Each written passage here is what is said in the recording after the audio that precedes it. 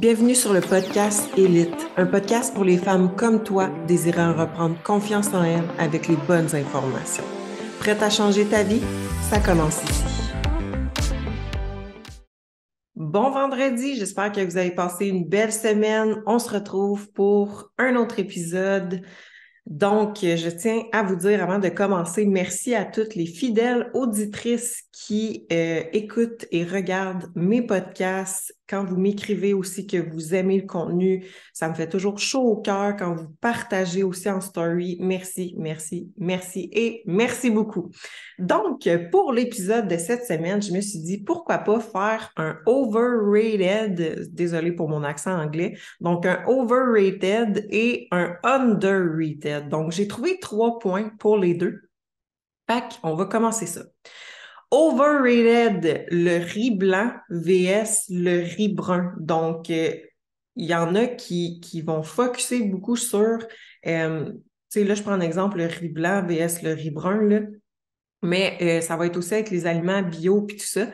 En fait, ce que je tiens à dire là-dessus, oui puis non, je trouve que c'est overrated à cause que avant de focuser dans le fond sur ce genre de choses, donc avant de focuser, exemple, sur du riz blanc puis du riz brun ou bio vs non bio, je trouve que c'est pas la roche principale qui va faire en soi une grande différence. Donc, oui, ça peut être super intéressant de prioriser, exemple, le riz brun ou les aliments bio, mais avant, on va commencer par la base. Donc, ta Big Rock, donc ta roche principale, ben, ça va juste être une bonne alimentation. Puis après ça, on peut venir peaufiner avec, oui, du bio, puis oui, exemple, prioriser le riz brun vs le riz blanc.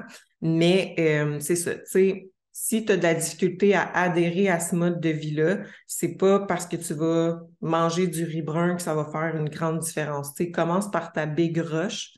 Moi, je suis rendue franglais, là.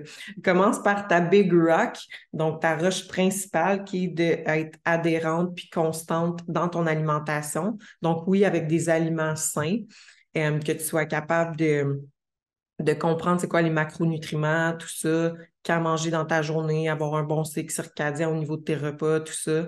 Là, après ça, on va pouvoir venir peaufiner. Mais sinon, c'est overrated de focuser sur le riz blanc vs le riz brun.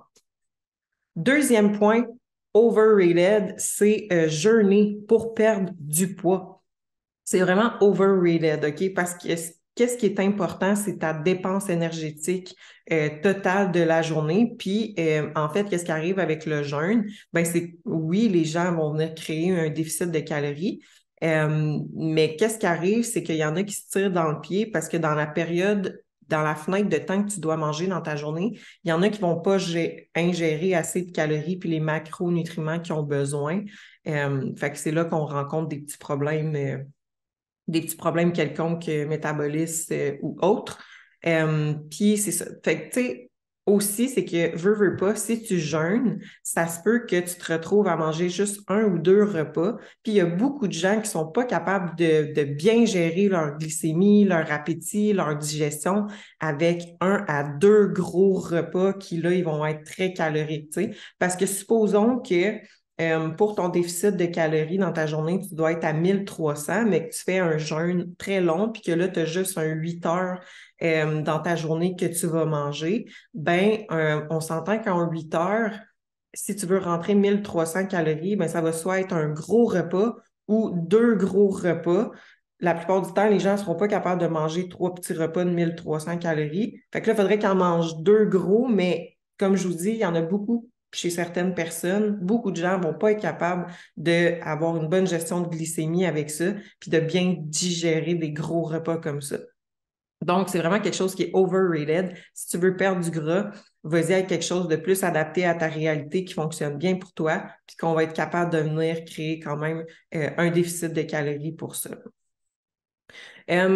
Troisième point, overrated, porter une attention beaucoup trop grande sur les calories brûlées sur ta montre. Premièrement, c'est très imprécis. Le calcul calorique via une montre, là, c'est inexact. Oui, ça peut être comme un petit gauge, mais c'est inexact, honnêtement, là. Tu sais, mettons là, que tu as un bracelet, puis minimalement qu'il y a un petit espace, ben ça fait en sorte que c'est encore plus inexact, tu sais. Fait que t'es bien mieux de passer ton temps d'entraînement à focuser sur ton exécution, tes charges, fait que augmenter tes charges, fait que vraiment à percevoir ton effort quelconque que de tout le temps regarder ta montre. Parce qu'il y en a qui vraiment que ça va devenir obsessif, là.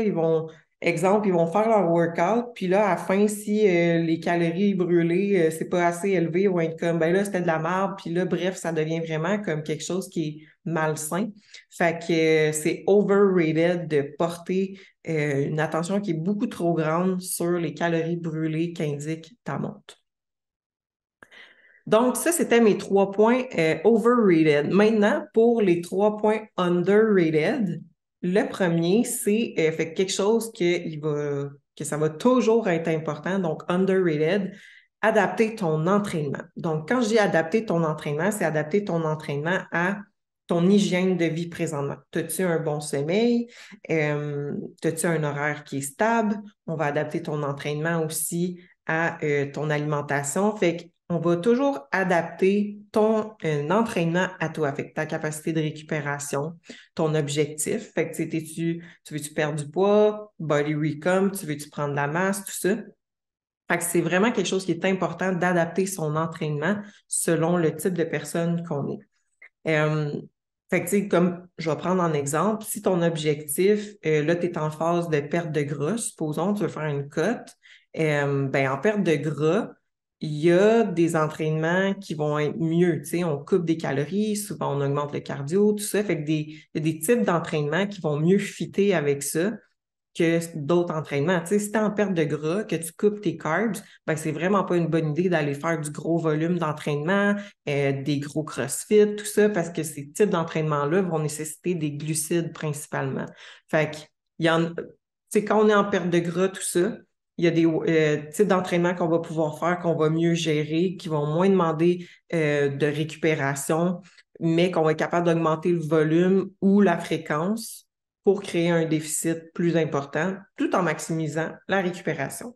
En gros, c'est ça. Fait que c'est toujours important d'adapter son entraînement selon nous, dans le fond, et notre objectif, tout simplement. Deuxième point, underrated, être résiliente et prendre responsabilité. Quand je dis être résiliente, on le sait, là, pour une fille, le poids peut fluctuer durant le mois. Ça se peut qu'il y ait des semaines que ça n'aille pas bien. Ça se peut qu'il y ait des mois qui n'aillent pas bien. Fait que si, quand ça va pas bien, tu es capable d'être résiliente, de regarder qu'est-ce que tu as fait qui n'était pas, entre guillemets, correct, puis de juste te ramener à la base, puis de dire, bon, OK, j'ai fait ça, c'était pas cohérent avec les objectifs que je voulais, ben ton cheminement va être beaucoup plus facile. Ou si, exemple, tu as des problèmes de santé, on va dire, des problèmes hormonaux, peu importe, puis que toi, ton objectif, c'est, on va dire, d'améliorer ta composition corporelle, mais que tu n'es pas résiliente avec le fait que ta santé passe avant ton physique, parce que ton physique, c'est les effets secondaires de ta santé. C'est les effets secondaires de ce que tu fais dans la vie de tous les jours. Donc, il faut que tu sois résiliente si jamais ça ne va pas du sens que tu veux. Fait que juste de prendre responsabilité aussi, puis de juste être cohérente avec les actions que tu es prête à faire, puis les résultats que tu veux réellement. Parce que souvent, mettons, on va faire une semaine à 100%, ou même deux. Supposons que tu fais 2 semaines à 100%. Là, il y a pendant une semaine, on va dire qu'il y a 4-5 jours que tu as moins calculé tes trucs, tu t'es moins dominé dans tes workouts, tu as pris des bouchées ici et là, tu as cheaté des affaires. Oui, c'était juste 5 jours, mais tu perds pratiquement une semaine. Fait qu'au final, dans ton mois, tu as suivi 3 semaines sur 4 ton plan. Fait que t'as pas assez suivi tes trucs à 90% dans le fond. Fait que c'est juste d'être réaliste, puis de prendre responsabilité, puis d'être résiliente quand ça arrive, puis c'est pas grave en soi. C'est pas du tout grave. Tu sais, qu'est-ce qui fait en sorte que les filles font le yo-yo, puis tout ça, c'est parce qu'elles sont pas capables d'être constantes dans leurs affaires. Fait que dis-toi que puis ça, il y a eu des études prouvées là-dessus, là. plus une perte de poids, une perte de gras se fait rapidement, plus elle va revenir vite. Donc, ils ont vraiment pris deux groupes à part différents. Il y en a un qui ont créé un déficit de calories extrême sur le coup, puis ils en ont pris un autre qui ont créé un déficit de calories plus léger. Puis ceux qui avaient été plus rough, ils ont repris le poids. Ceux qui ont été plus tranquillement, ils ont été capables de le conserver, puis il n'y a pas eu de dommages en soi sur le métabolisme. Donc, voilà. Troisième point, underrated. Euh, manger assez de protéines. Donc, ça, c'est quelque chose que je répète beaucoup. Donc, c'est super important de manger assez de protéines. Ça va aider à, oui, bâtir de la masse musculaire, maintenir la santé des tissus, avoir un bon système immunitaire. Ça va aider pour la satiété en soi aussi. Et ça va limiter les regains de poids, là, fait que le poids à effet yo-yo, avoir une meilleure recomposition corporelle, ça va aider au métabolisme de base aussi. Donc, dans le fond, les protéines, c'est qu'ils ont un effet un peu de thermogénèse. Donc, euh, le métabolisme va travailler davantage là, pour digérer ces calories-là, contrairement aux autres macronutriments. Donc, notre métabolisme de base va être va dépenser plus d'énergie à digérer des protéines que des carbs puis des fats, comme par exemple.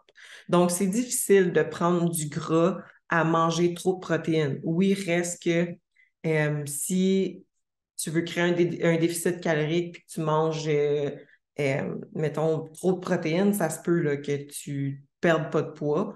Mais honnêtement, c'est très rare que je vois ça, OK? Là? Fait que très, très rare. Tu sais, souvent, mettons, une fille qui est en perte de gras, puis que là, on est rendu à un stade qui est beaucoup plus rough, donc plus beaucoup de carbs. On a coupé dans les fats aussi, mais qu'on veut gérer sa faim le plus possible, ben ça se peut que pour le même nombre de calories, sans qu'on vienne couper des calories, mais qu'on augmente les protes, ben là, whoop, elle va continuer à perdre du poids puis à perdre du gras, tu sais. Fait que les protéines, c'est quelque chose qui est underrated. C'est important d'en avoir, puis c'est quelque chose, c'est un très bon outil pour votre perte de poids puis pour votre recomposition corporelle. Je sais que ça peut être difficile à inclure dans une alimentation. Fait que dans ce temps-là, on se trouve des recettes. C'est là que la protéine en poudre peut venir à être intéressante, mais il faut savoir comment bien l'utiliser aussi. Il ne faut pas que ça devienne la source principale de vos repas ou de vos collations. Fait que bref, c'est juste de trouver des alternatives, des choses qu'on aime, des recettes, tout ça. Fait que bref, voilà pour l'épisode de cette semaine. Donc, vous me direz qu'est-ce que vous avez pensé des points que j'ai mentionnés. Et si c'est quelque chose que vous avez aimé là, sur le overrated, underrated, laissez-moi savoir et j'en referai. Donc, on se dit à la semaine prochaine.